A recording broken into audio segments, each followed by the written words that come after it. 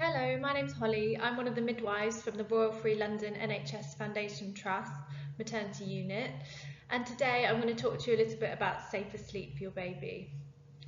By following safer sleep advice, you can significantly reduce the chances of sudden infant death syndrome occurring, sometimes called SIDS, SUDI or cot death.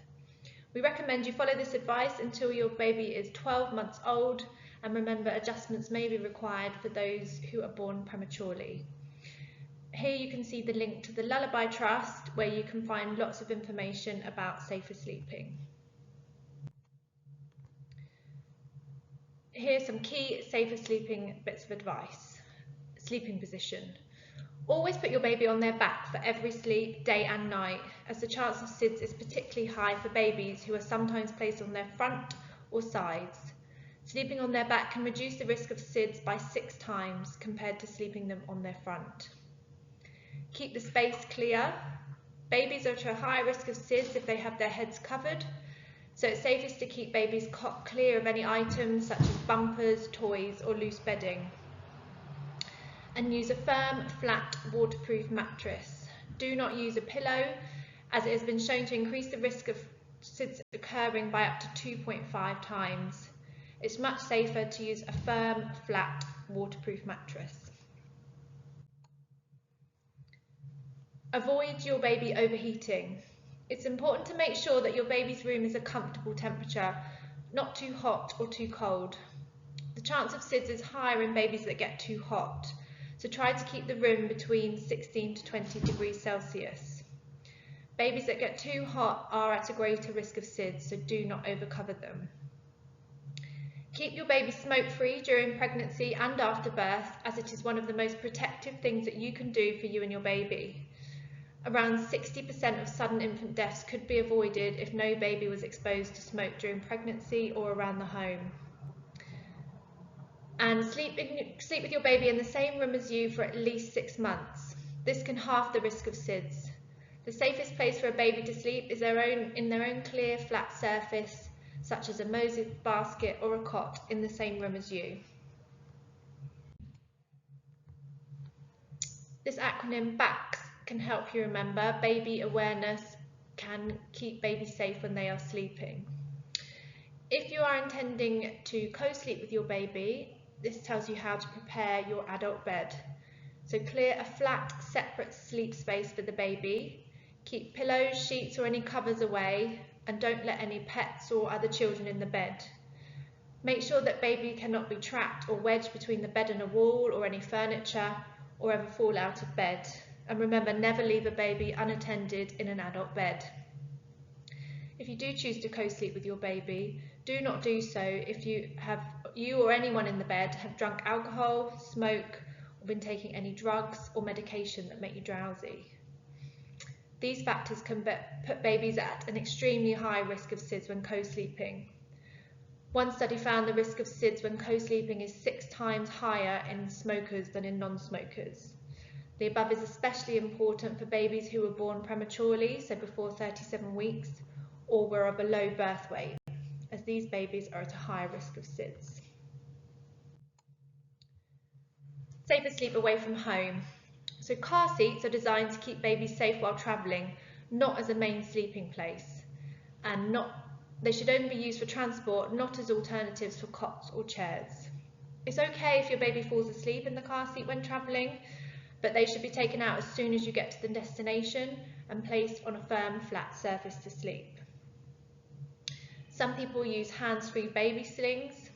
The risk with slings appears to be greatest when a baby's airway is obstructed, either by their chin resting on their chest or their mouth or nose being covered by parent's skin or clothing.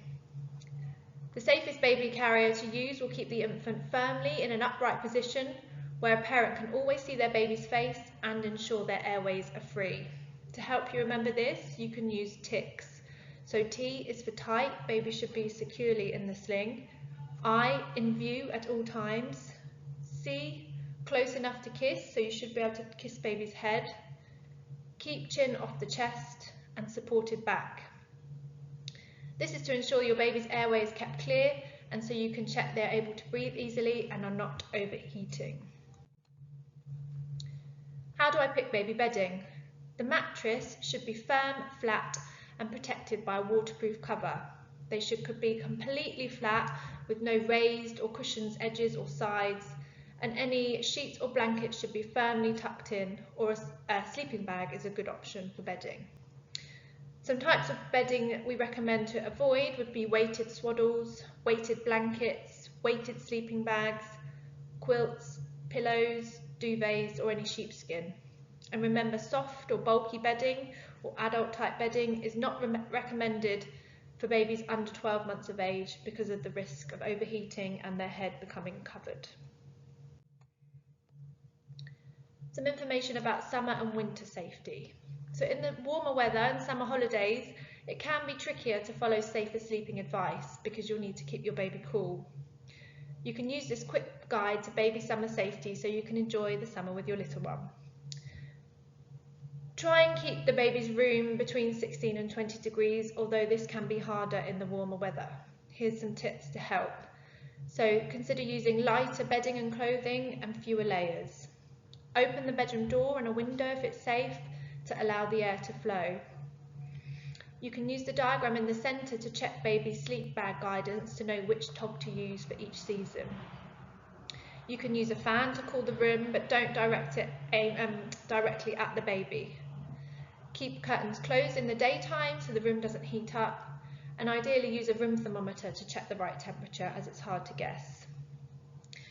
In the winter it can also be challenging. The cost of living crisis and worries about our heating bills, it can be understandably difficult to keep your baby warm. The recommended room temperature, as we know, is 16 to 20 degrees, but this can be hard to maintain when it's cold outside. You may be tempted to wrap your baby up to keep them warm and cosy, but remember it's possible to overheat them, and this will increase the risk of sudden infant death syndrome. In fact, research has shown that babies are safer when they're a little bit cooler rather than too hot.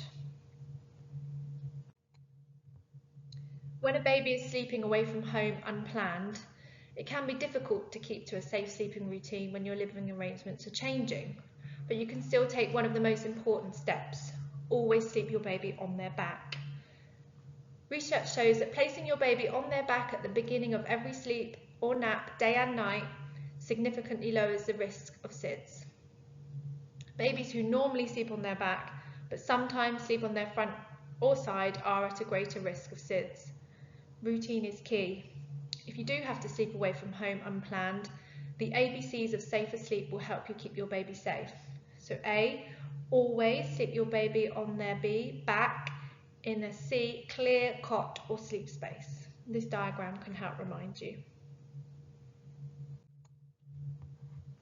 Now some information about babies crying, or ICON as we call it. I stands for infant crying is normal and it will stop. Babies start to cry more frequently from around 2 weeks of age. C is for comfort.